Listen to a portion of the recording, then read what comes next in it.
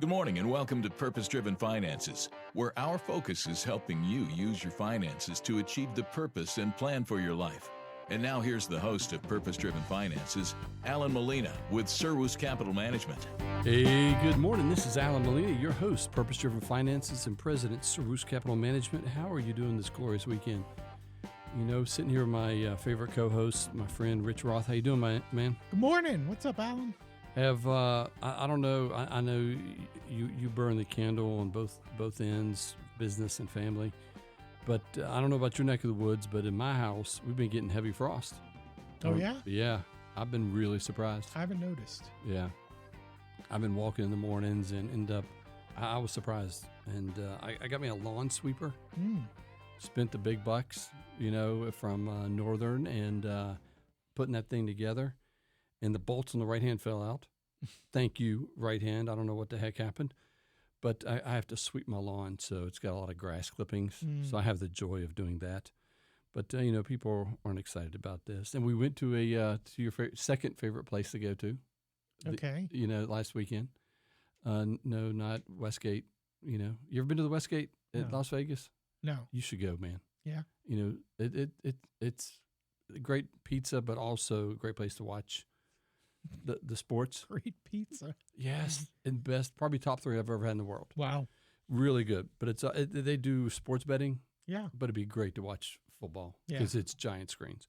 So I don't know why I shared that. But no, we went to a Drummuller's Orchard. Oh. I know you're, thankful that I went instead of you. Yeah, that is right up there with antiquing. Exactly. Yeah, you're welcome. Orchard, strawberry picking, it's all good stuff. Mm-hmm, exactly. So we went there, and I was surprised. And, so folks, go out and get you some apples or do whatever you do to enjoy the weekend. Now, Rich, yes. This week, the CPI came out. Came out on Friday. It was, I think, 2 weeks late. Consumer Price Index. That's good. That's awesome, man. You know, if it weren't for you. Why is that relevant to folks, though? Well, what it does is it tells people where they are in the inflation camp, because some people are freaking out about inflation. But really what it does is it dictates what happens in your portfolio because things are starting to roll over. And what worked the past 2, 3, 4, 5, 6, 8 months isn't going to work the next quarter. I mean, it may work a little bit, but like I'll give you an example. Remember last week we talked about gold? Yeah. And I said in some portfolios we have gold like up to 30%. Mm-hmm. Well, when gold dropped a lot, it got hurt, but we made a lot of money already. So what's going to happen is gold and gold like, what I mean by that is platinum, silver, palladium, things such as that don't do as well, but miners do better. Because in quad 1, it's the miners, it's the materials, the companies that produce the materials that actually do better. So you shift from gold, the actual commodities, to the miners. Oh. It's rather interesting. And so with the latest CPI, we were expecting 3.10. It came out at 3.0, a nice flat number. And so it shows inflation was easing, energy and goods prices down. What's going to end up happening is the expectation of interest rates in October, not interest rates, CPI actually is going to be down in October because if you've seen oil,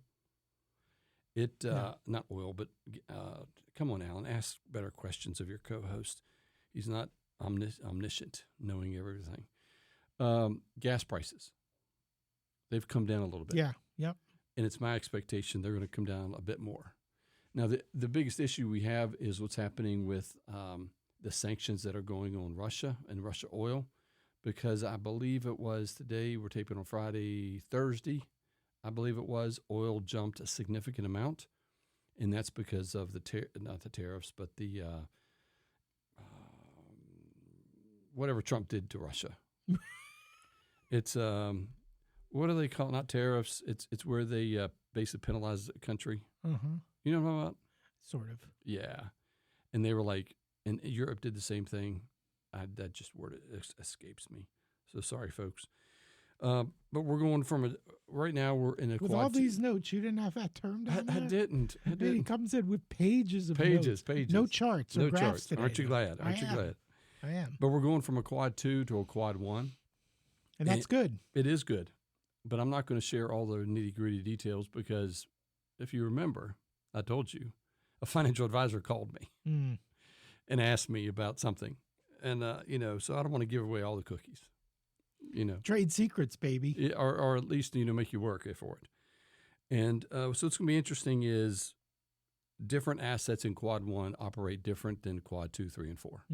And so there needs to be, and Rich, it's exciting. I met with a new client on Friday from the radio show. And my wife was like, Allan, why do you mention new clients? The reason being is some people are like, do I call Allan? I'm not trying to pump my tires. It's just we're really blessed. And I said, listen, we're going to change your portfolio according to the economic and inflationary environments. That's a mouthful. Or I said, we can just buy you a mutual fund from American Funds or some other company. And then when you turn 80, we'll tell you what you got. And they were like, no, Allan, we want you to actually manage the portfolio and make changes. And we don't expect you to be perfect, but that's why I bring up the CPI and the quad shift, because your portfolio needs to change. And we're expecting unless things change, second quarter 2026 is a quad 4. And that's a long way away, but there could be some pain train coming, like my fantasy football coming. It's a bad thing. But the next thing I wanted to bring up, Rich, is self-directed IRAs.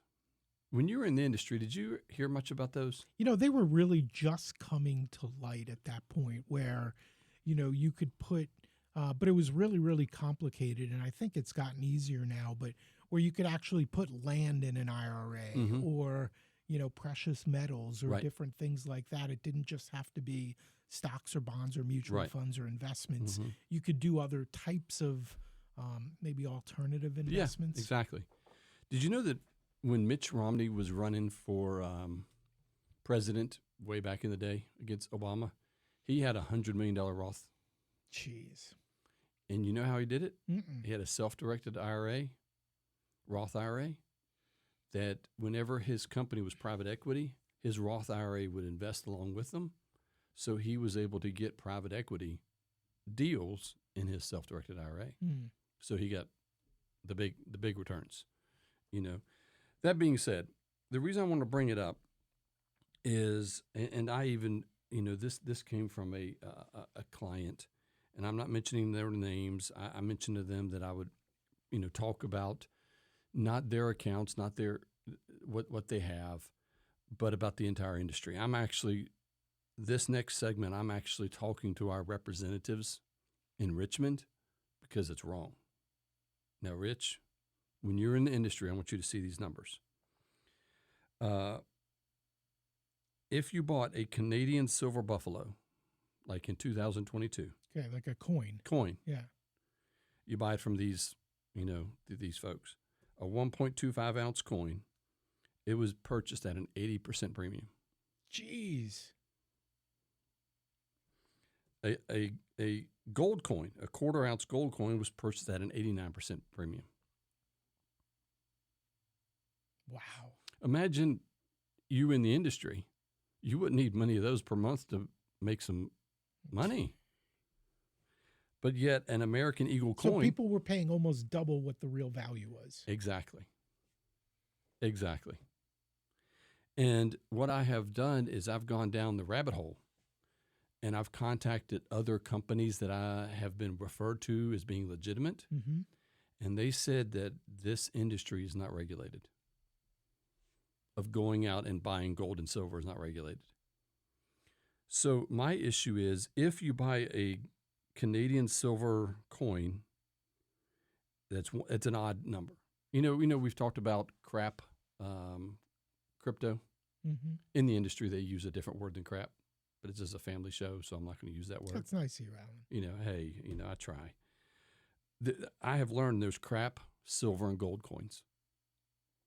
And so what ends up happening is, imagine going out 2-3 years ago and buying your silver at an 80% premium, and silver's gone up 100%, and you're wondering why you're only up 15-20%. It's not right. It's not right. I mean, 6% is a lot, but that's a little bit more understandable.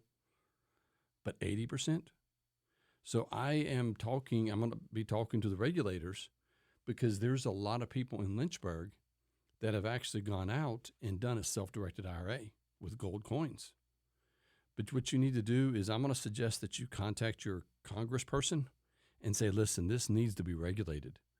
Because imagine if you're a widow or a widower and someone suggests, hey, the earth, the world's coming to an end, nuclear or whatever, and you freak out and you put your entire 401k in this, but you don't even get money market rates over a 3, 5, 10-year period because you paid an 80% premium. It's not right. It's not right.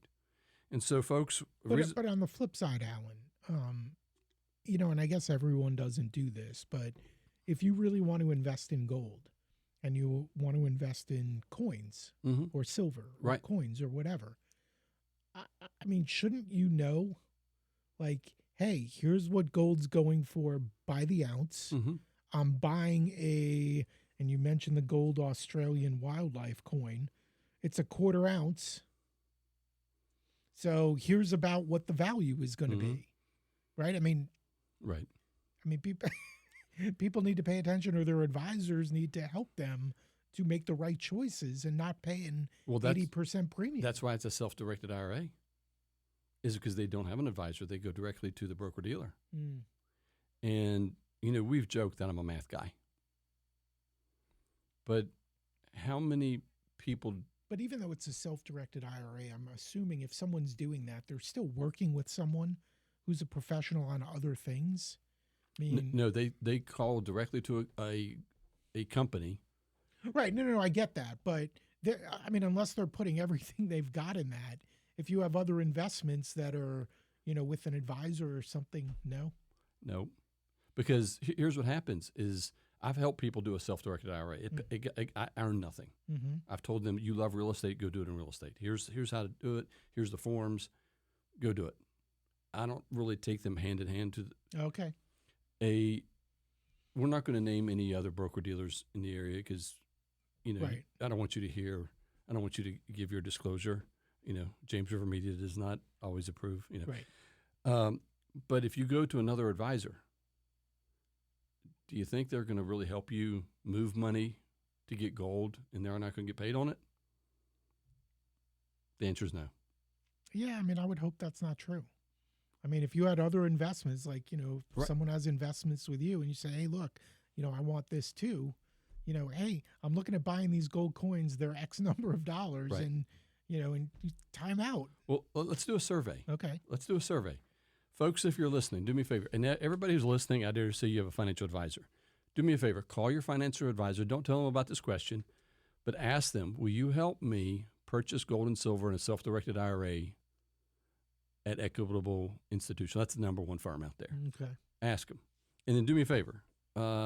Contact me or contact, what's that number that you guys say that if you have a comment about my show, you can reach? Our comment line. The comment line. Do you know the number? No. I don't know the number either. So call the comment line and let us know what the results are, because I'm so curious. Rich and I, Rich hopes. I don't think anybody helps you. So, and also call your congressperson. So Rich is looking for that number. But you know what we're going to do? Give me a call at 434-316-0246. I'll help you on your self-directed IRA. Not day-to-day management of it, but if you need some help, I'm willing to help you out. Give me a call. Go to my website, servuscm.com, and we're going to go to a minute break. Well, and I've got that comment line number. All right. What is it, Rich? I don't have this thing memorized, but, we do have it around. It's 434-333-2009. That's 333-2009. Or you can always text us at 846-8255. Right. So comment line, let us know if your advisor will help you set up a self-directed IRA buying precious metals. We'll talk to you after the flip side.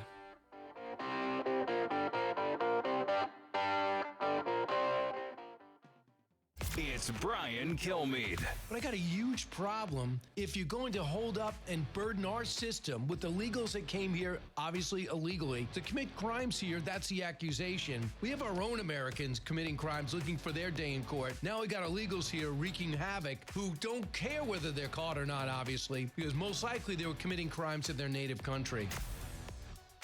The Brian Kilmeade Show, weekday mornings from 9 to noon on WLNI.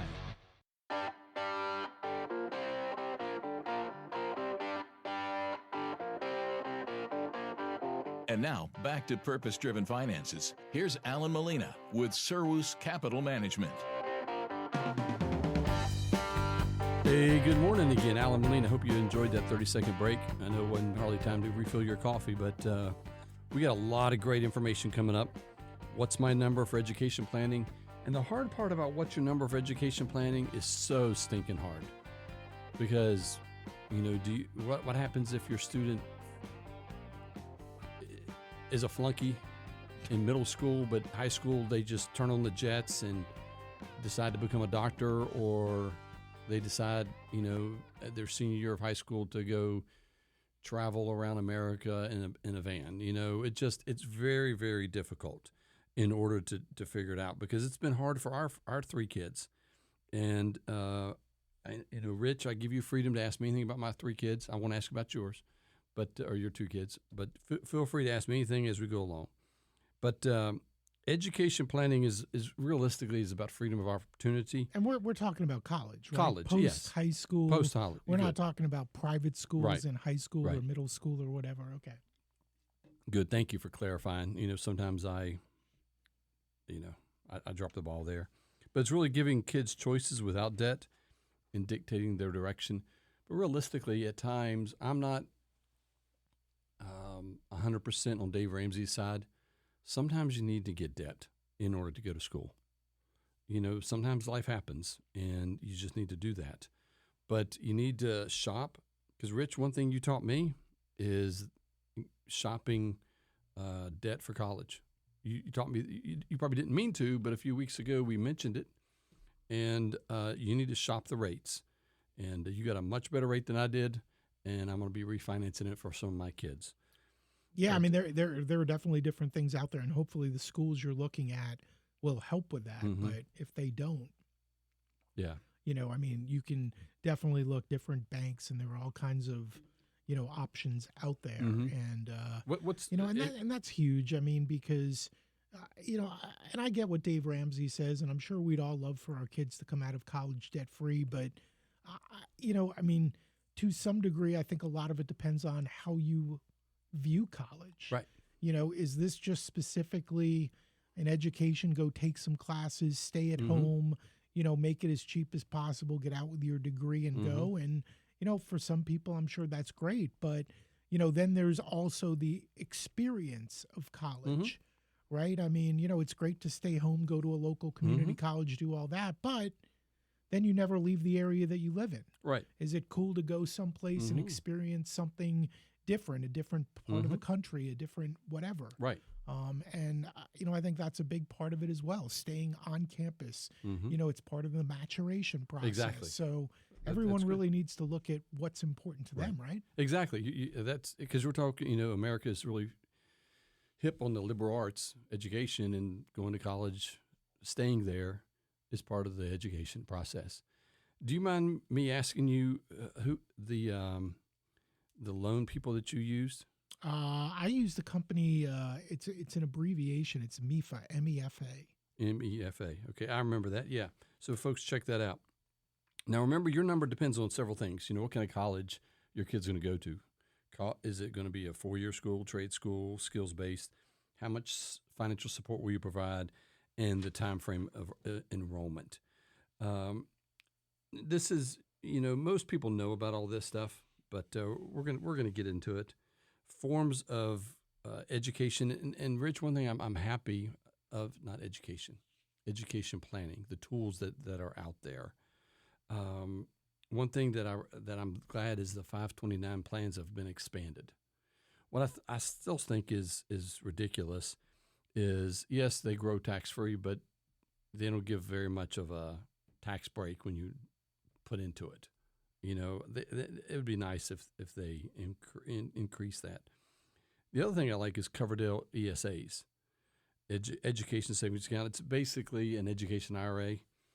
It's capped how much you can put into it, but it does the exact same thing. Now, that also could be used for, well, just high schools, or if you send your kid to a private school or Right. something like that, whereas the 529 is specifically for post-high school, Well, I isn't think it? Or am I wrong on that? Well, they've adjusted the 529 plans. We're not getting into the deep minutia of it. The reason being is we could spend 3 weeks just on each one of these. Not 3 weeks on 529s, but Right. each one of these. But they have loosened up the 529s a bunch. And so it's a benefit. Coverdell not exchange, education savings accounts, an IRA, custodial accounts, which I have found that people don't use custodial accounts enough. It's a great way to teach ownership. When our kids were growing up, and when I say growing up, they're still growing up. I feel like I'm still growing up. But, when they're in elementary school, it would be neat to tell them that, hey, you own part of McDonald's or Mattel or whatever websites they went, or, things such as that. They really like that. And what we would do is we would actually show them the statements that, hey, this month you went up $100 or $50. Or guess what, son? I'm sorry we put you in this and it's down, and you lost your shirt in it. They don't like that, but what it does is it trains them to watch their investments. And one of the hardest things was they wanted to invest in Chick-fil-A. It's a private company. Can't do it. No, but you can invest the sauce maker. You can invest in the sauce maker. I don't remember the name of it, but you can. Then what ends up happening is UTMAs or UGMAs. I think the biggest difference between those is the age. But it's great for teaching ownership, but also it kind of puts handcuffs on them being able to use it fully, and until they reach 21 or whatever. And then trust-based accounts. This is basically, in our culture, we kind of tongue-in-cheek make fun of trust fund babies. But, not all trust fund babies are created equal. There's some that are really great, some just bend it. But what ends up happening with trust-based accounts is you can actually make it to where it's only used for certain things and be very purpose-driven in the gifts that you do and make it controlled. I have some clients. Yeah, what's an example of that? I have. It's not. It's a little bit. It is education, but the family member who set up the trust. I'm going to be kind of ambiguous. Okay. Is that a little? Just roll with it. That's all over the place. I'm going to be a little bit ambiguous, but one of the family members made a tremendous amount of money and set up trust that went towards specific things. One specific line item was the college and the education that was elementary, middle school, and high school. And so it enabled them to go to a private school, but it's also paying for their college education. And it was specific. It wasn't like, hey, we'll pay for uniforms, we'll pay for internet, phone lines. Back in the day, it used to be internet for phone lines and a computer. It was very specific for not scholarships, but for the tuition of the individual who was going to school there. And so trust-based accounts are a benefit. Now, it kind of perturbs the kid because they sometimes want the money. Right. They want a car. Right. And but realistically, it's a very good product.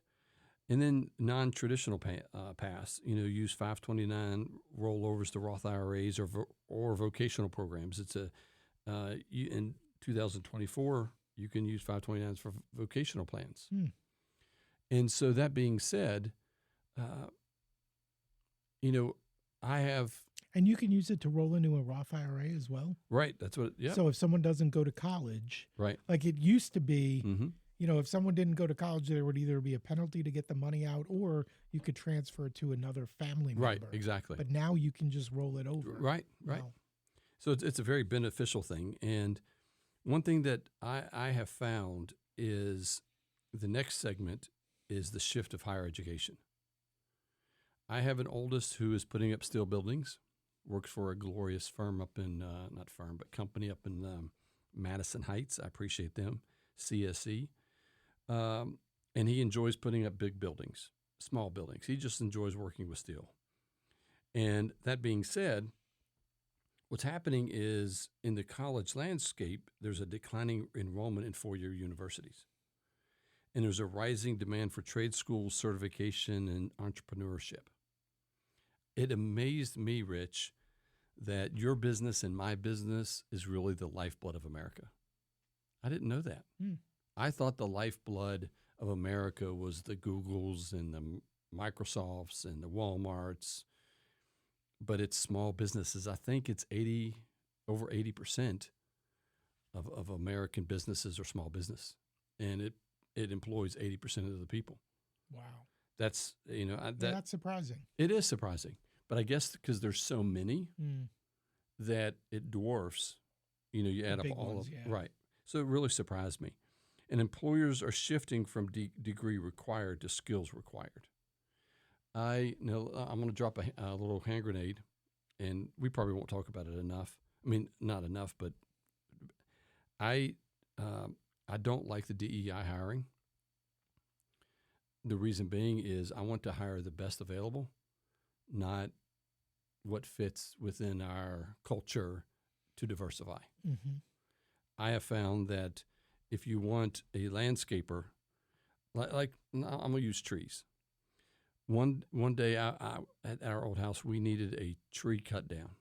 Well, guess what I was doing? I was on Candler's Mountain Road. I saw a truckload of people. And when I say a truckload of people, it was like 6 of them in a truck. It was a little dented, and it had their name and their phone number on the side of their, and I said, "Can you cut down a tree?" "Yeah, we'll cut down a tree." They arrived. I didn't ask for insurance, didn't ask for know-how, didn't ask for any references. I just saw and they cut the tree down. Didn't do anything else. Did they get the job done? Yes. But then you look at Tommy Parmitter. The dude is, I don't know if you've seen the videos or what he did at your house, because I know he did some work for you. He did some work for me. But the guy is talented. Mm-hmm. But have you ever talked to him about trees? I've talked to him a little bit. As a matter of fact, he's coming up in one of the upcoming editions of No Holds Barred. Oh, nice. So we got, and we did talk a little bit about the trees, but, his whole story, it's fascinating. Oh, it is fascinating. Yeah, fascinating. I could tell you some questions you could ask him. He's a great guy. He is. But the knowledge that he has about trees and what to do there. And so there's a shift in higher education. And then finally, Rich, we got a minute and 20 seconds. Now it's 18. Here is the biggest thing that I think parents need to do. And yes, don't take this as preaching, but this, you need to give your kids hope. I'm reading a book by Viktor Frankl, Purpose-Driven Life. I don't know what the name of it is. I'm bad with names. But it's a really good book, because what it does is it talks about it's man's search for meaning. And so there's some things that you need to do that's greater than just giving your kids an education. You need to give them a mindset that they can achieve what they want to achieve. You need to give them hope, how they can do things, how they can learn new skills, that they can overcome challenges, and they can find the opportunity to do things. You need to encourage your kids to be self-starters, problem solvers. And yes, I'm reading because I only got 20 seconds left, and I'm just trying to get it out there. Remember, money can't buy the opportunity. Money can buy the opportunity, but not the drive. The goal isn't fun dependency, it's to fuel the purpose. And so, folks, give me a call, 434-316-0246. I'm here to help you achieve the purpose and plan for your life. For illustrative purpose. This is not a suggestion to buy, sell, or use a platform. Only will a suggestion occur after a meeting to determine goals, risk tolerance, and time horizons. Investments involve risks and no guarantee of future results.